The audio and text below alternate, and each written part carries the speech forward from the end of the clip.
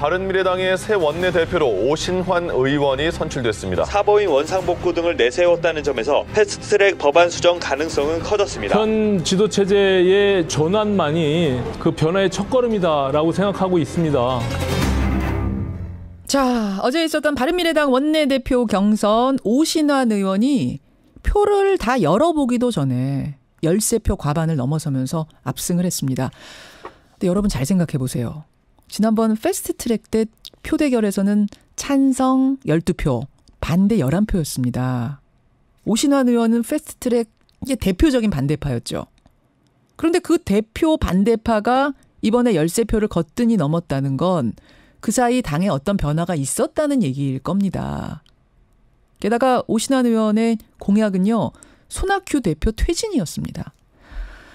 당의 운명뿐 아니라 패스트트랙의 운명에까지 영향을 주게 될 것 같습니다. 오신환 원내대표의 구상 들어보죠. 바른미래당 오신환 신임 원내대표입니다. 오 원내대표님 안녕하세요.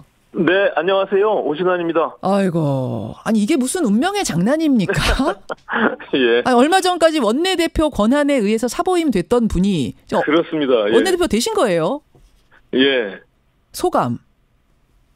지금 확실히 말씀 주신 것처럼 저도 오늘 아침에 오면서 제가 강제 사보임을 당했는데 예. 오늘 다시 누군가를 사보임하게 되는 그런 입장이 됐습니다. 며칠 만에.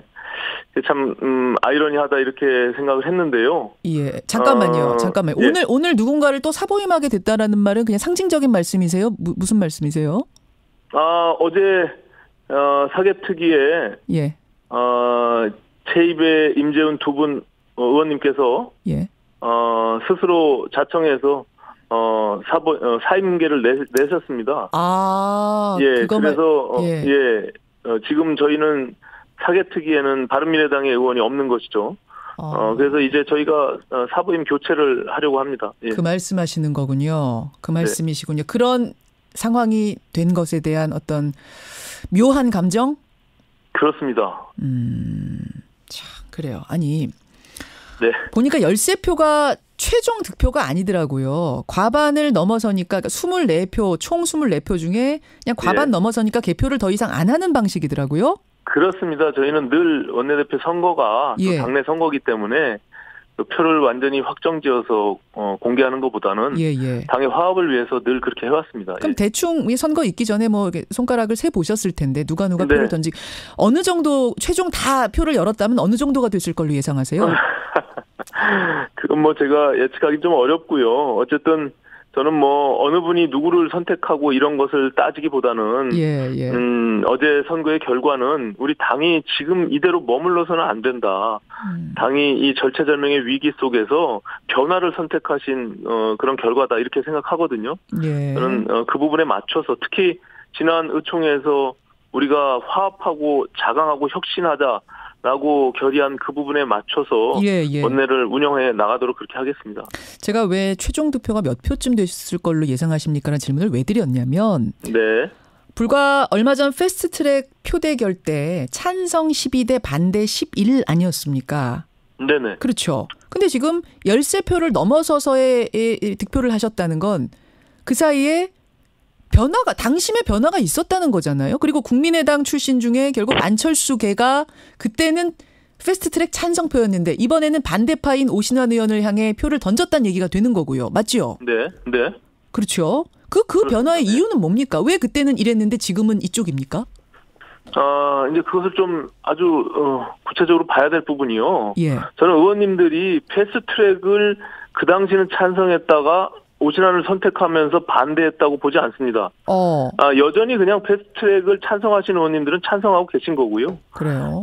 다만 그 과정에서 부당한 뭐 강제적인 사보임 그리고 원내의 운영 그리고 이 부분이 다소 의도하지 않은 대로 이렇게 밀어붙이기식의 과한 상황으로 가다 보니 그런 어떤 마음의 움직임들이 있으셨고요. 또 그 속에서 우리 당의 현재 문제들이 같이 복합적으로 얽혀 있게 되면서 앞서 말씀드린 대로 우리 당은 이제 현재 이 상태로 머물러서는 안 되겠다는 절박한 마음들이 담긴 것이죠. 그래서 기본적으로 패스트트랙과 관련해서는 예. 입장이 변화된 것은 없다. 저는 이렇게 보고 있습니다. 아, 예. 패스트트랙은 패스트트랙이고 당의 상황에서는 이쪽이 맞다라는 판단을 그분들이 하신 거다. 물론이죠. 그럼 예. 당 상황에 대해서 오신환 의원은 어떤 판단을 하고 공약을 거셨던가 그걸 한번 들여다보죠. 네네. 저는 뭐 말씀드린 대로 그 강제 사보임에 대한 절차적 정당성이 훼손된 부분들은 바로잡겠다 말씀드린 것이고요. 예. 그 과정에서 또 당의 내용들이 있었는데 예. 손 대표님께서 평생 민주주의를 지켜오셨고 또 오랜 경험과 경륜을 가지고 계신데 예. 우리가 변화를 요구하면서 새로운 지도부를 요청드린 것이거든요. 근데 그것을 완강하게 이제 뭐랄까요? 좀 여러 가지 정무직 당직자들을 13명을 강제로 해임시키고 또 지명직 최고위원들을 다른 최고위원들의 동의 없이 일방적으로 하시는 이런 모습들 속에서 예. 조금 실망스러운 부분들이 있었던 것이죠. 그래서 지금의 지도 체제는 변화가 있을 수밖에 없다. 그래서 우리가 새로운 방향으로 당을 구성하고 만들어가야 된다. 이런 공감대가 형성된 것입니다. 그 힘이 결과적으로 어제 원내대표 선거에 표현이 된 것이고요. 그렇게 보시는 거군요. 그러니까 네. 사실상 지도부 교체, 손학규 대표 체제의 변화, 교체를 공약으로 내건 오신환의 손을 당심은 들어준 것이다. 예, 그렇습니다. 만약 그럼에도 불구하고 손학규 체제로 그대로 가면 그러면 내년 총선 결과를 어느 정도일 거라고 예상하시는데요?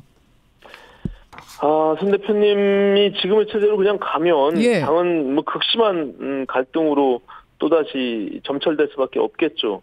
그것을 동의하지 않는 여러 구성원들이 있기 때문에 저는 뭐 어제 원내대표 선거가 갖는 그 의미와 예. 그 무게감을 저는 손 대표님께서 충분히 아시리라고 생각합니다. 제가 오늘 찾아뵙기로 했기 때문에 오늘요? 이런 지도 체제 문제뿐만이 아니라 이 당에 대한 충분한 대표님이 가지고 계시는 애정이 있다고 생각하고요. 예. 또 늘 자리에 연연하시는 그런 분이 아닙니다. 제가 봐서도 그렇기 때문에 저는 뭐 충분히 합리적으로 또 순리적으로 이 문제를 풀어갈 수 있다 이렇게 생각합니다. 지금 자리에 연연하시는 분이 아니다 그러셨는데 예.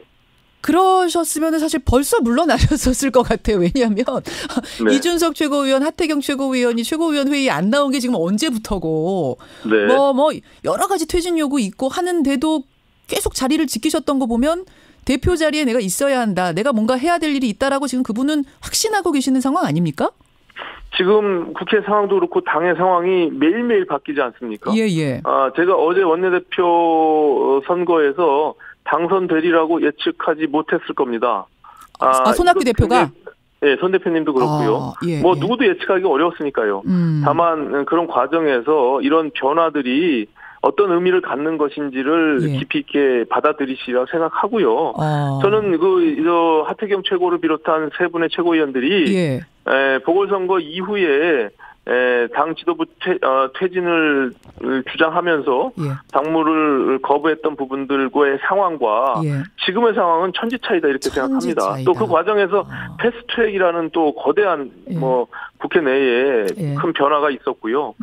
이것이 당의 여러 가지 갈등과 같이 맞물려 있는 상황이고 그렇기 때문에 저는 지금의 상황에서 대표님께서 또다시 판단하고 결정을 하지 않을까 이렇게 생각합니다. 상황이 완전히 달라져. 그럼에도 불구하고 안 나가시겠다고 하면 그런 불신임까지도 생각하고 계세요? 불신임이라는 건 정치적인 행위이기 그렇죠. 때문에 물리적으로 저희가 무슨 끌어내릴 수 있는 그런 상황은 없습니다. 다만 우리가 정치는 늘 그래왔고 또 오랜 경험 속에서 오히려 그것을 다 지켜봐오신 손 대표님이기 때문에 충분히 그 부분에 대해서 판단하시고 결단을 내리시지 않을까 저는 이렇게 생각합니다. 알아서 결단 내려주시라. 불신임까지 가기 전에 지금 그 말씀을 하고 계시는 것 같아요. 그러면 누군가 물러나라고 이렇게 자신 있게 말할 땐 그다음 대안이 분명히 있어야 되지 않습니까? 네. 근데 어제 그러셨더라고요. 유승민, 안철수가 다시 건강한 시너지를 만들어내야 한다. 유승민 전 대표는 그렇다 치고 안철수 전 대표의 동의는 얼마나 얻으셨어요? 다양한, 측면에서 제가 서로, 안 대표님과도 소통하고 있고요. 저는 이것이. 오신답니까? 대표님께서 이거 귀국하고 아니면은 전면에 나서고 안 나서고 이런 문제가 아니라. 일단 작년에 두 분이 손잡고 당을 통합할 때의 의지와 또 비전들이 있었을 거 아닙니까? 그러니까 저희도 당을 통합했죠. 그렇죠. 근데 그것이 지금과 같은 위기 상황으로 가리라고는 예측 못했습니다. 당이 완전히 두동강 날 정도의 이런 극심한 갈등 속에서 왜 책임감들을 못 느끼시겠습니까? 그러니까는 그런 절체절명의 위기를 저는 유승민, 안철수 두 분 대표님이 더 크게 느끼신다고 생각하고요. 그렇기 때문에 그분들의 역할이 매우 중요하다. 그리고 우리가 그때 가졌던 창당 정신으로 다시 돌아가자. 그래야만 강한 의지를 갖고 당을 화합시키고 우리가 내년 총선을 준비할 수 있지 않겠느냐. 이런 절박한 마음이 담겨 있는 것이죠. 투톱 비대위 체제 같은 걸 생각하고 계시는 거고 구상이라 하면 그 정도를 생각하고 계시는 형태는 지금 염두에 두고 있지 않습니다. 알겠습니다. 자, 오신환 신임 바른미래당 원내대표와 말씀 나누고 있습니다. 이제 그 당의 상황이 한 줄기라면 또 큰 한 줄기는 패스트트랙입니다. 네. 어제 그러셨어요. 사개특위에 지금 공수처 법안으로 권은희안, 백혜련안 두 개가 올라가 있는데, 그러니까 패스트트랙에 태워질 때 이게 두 개가 같이 태워졌는데 그걸 반드시 하나로 만들어서 본회의 가야 한다. 이러셨네요. 네, 물론입니다. 제가 국회 경험상 같은 법안이 조정되지 못하고 서로 다른 내용으로 본회의에 상정되는 것은 본 적이 없습니다. 다만 이것이 패스트트랙도 그렇고 이런 경우가 국회에서도 일어난 적이 없기 때문에 제가 사무처에 문의해 본 결과 아직 정확한 유권 해석을 안 내리고 있지만 그냥 본회의에 두 개가 올라갈 수 있다라는 막연한 이야기를 하더라고요. 다만 그렇게 되면 불확실성은 굉장히 높아지기 때문에 통과가 두 개가 다 안 되든지 아니면은 하나만 되든지 아니면 두 개가 다 통과가 되면 그것은 어떤 현상이 일어나는 것인지가 굉장히 예측하기가 어려운 것이죠. 그래서 저는 선거제도도 그렇고 공수처와 검경수사권 조정 모두가 패스트트랙을 하는 이유가 협상의 첫걸음이다라고 끊임없이 홍영표 김관영 대표가 얘기했거든요. 그래서 저는 한국당에 간곡히 호소드리는 것은 이제 협의의 틀로 들어와서 한국당이 주장하는 내용들을 포함해서 다시 재조정하고 합의를 이뤄내는 것이 가장 중요한 문제다. 저는 이렇게 생각하고 있습니다. 그럼 공수처 법안, 그러니까 사개특위에 올라간 그 법안뿐만 아니라 정개특위에 올라간 선거 법안까지 다 5당이 모여서 어떻게 보면 원점 재논의를 좀 해야 하지 않느냐 이렇게 보시는 거예요? 아니, 합의가 안 되면 통과 가능성이 굉장히 낮아지는 거 아니겠어요? 지금 상황은 그렇죠. 모두가 지금 그런 불안한 상태에서 굳이 이렇게 될지 안 될지 모르는 상황에서 투표를 들어가는 것은 그건 무책임한 것이죠. 그러니까 오히려 조금 서로 양보하더라도 합의가 돼서 통과되는 것이 가장 바람직하다는 것은 모든 구성원들이 다 생각할 겁니다. 근데 그 엄청난 몸살을 겪으면서 정말 난리를 겪으면서 패스트트랙까지 겨우 올렸던 법안들인데 그걸 다시 원점에서 재논의한다라고 하면 이건 정치 불신 더 커지는 거 아닙니까? 왜냐하면 패스트트랙에 올리기까지도 이게 어쨌든 간에 의사봉 두드리고 국회 절차를 통해서 밟아간 건데요. 올라간 물론이죠. 패스트트랙을 부정하거나 거스를 수는 없습니다. 이거 국회법 절차에 따라서 지금 가고 있는 것이고요. 다만 패스트트랙을 하기 전과 지금의 상황은 그 기준점이 다른 것이죠. 협상의 기준이라는 것이 이미 생긴 거 아니겠습니까? 그게 무슨 말씀이실까요? 만약에 기준. 이미 지금 법안을 지정했잖아요. 그것이 이제 기준이 된 것입니다. 그 기준 속에 그 기준된 그 법안에서 협상을 할 수 있는 폭이 굉장히 제한적인 것이죠. 갑자기 원점이라고 말씀하시는데 저는 원점은 될 수 없고요. 원점은 아니다. 이것이 지금 무슨 정수 문제를 다시 논의하고 이것을 준연동형으로 할 것이냐, 무슨 다시 순수 100% 비례 연동형으로 할 것이냐, 이런 논의를 하는 것이 원점이죠. 즉 그거 하자고 민평당의 신임 원내대표는 그러시더라고요. 그건 불가능합니다. 그것은 그러면 협상이 되기가 어렵다고 보고요. 저는 이것을 정말 진정성 있게 통과하려고 한다면 이미 지금 지정된 법안을 중심으로 해서 우리가 합의 가능한 부분들을 양쪽을 조정할 뿐이지 다시 원점에서 한다는 것은 패스트트랙을 할 이유가 없는 것이죠. 그 부분이 다르군요. 그러니까 지금 네. 유성엽 원내대표가 신임 원내대표로 민주평화당에서는 선출이 됐는데 유성엽 원내대표는 의원 정수도 확대해야 하고 또 개헌도 원포인트로 같이 가야 한다라는 얘기까지 좀 던지셨어요. 이렇게 되면 네. 거의 원점 제논이나 마찬가지이기 때문에 전 그런 생각들을 했는데 결이 좀 다르네요. 이대로 가면 그런 것들이 합의가 안 되면 지금의 법안이 본회의에 상정되잖아요. 이건 기정사실이잖아요.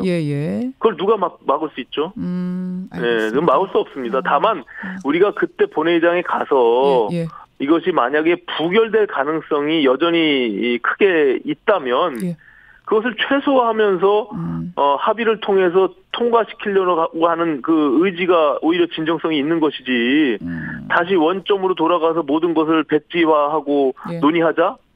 그것은 통과하려는 의지가 전혀 없는 거라고 보시는 거군요. 네. 알겠습니다. 그러면 나경원 원내대표도 일단 협상 테이블에 나오도록 만나서 설득하시겠네요? 물론입니다. 물론입니까? 일단 가장 중요한 현안은 지금 국회를 하루빨리 정상화하는 것이 매우 중요하다 생각하고요. 제가 해야 될 일이 그 일이 아닌가 생각하고 열심히 뛰어다니도록 그렇게 하겠습니다. 나 원내대표는 언제 만나세요? 손 대표는 오늘 만나신다 그랬고. 네, 다 오늘 뵙기로 했습니다. 두 분 다 오늘? 네네. 당장에 이인영 대표님도 오늘 뵙기로 오늘 했고요. 오늘 만나고. 알겠습니다. 지금 20초 남았는데 하나만 질문 드릴게요. 지금 청취자 질문입니다. 바른미래당한테 이렇게 선거법 바꾸는 게 유리할 것 같은데 자꾸 반대하시는 이유는 자유한국당으로 돌아가려고 하는 거 아니냐? 직설적인 질문이 들어왔네요.